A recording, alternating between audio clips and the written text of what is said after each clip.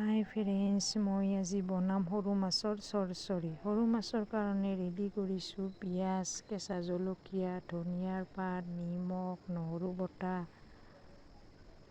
আৰু হালধি পাউডাৰ, জিৰা পাউডাৰ,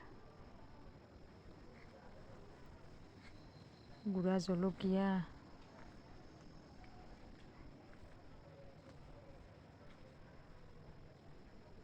আৰু তেলখিনি দি লৈ ভালকৈ সানি ল'ম।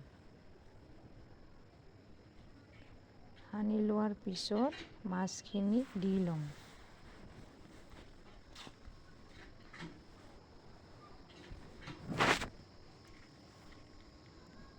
মাছখিনি দি এতিয়া ভালকৈ আৰু সানি ল'ম।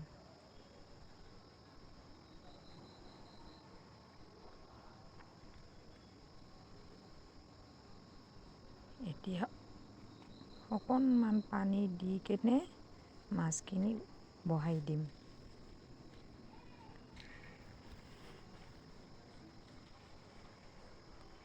এতিয়া হৈ গ'ল সৰু মাছৰ চৰচৰি।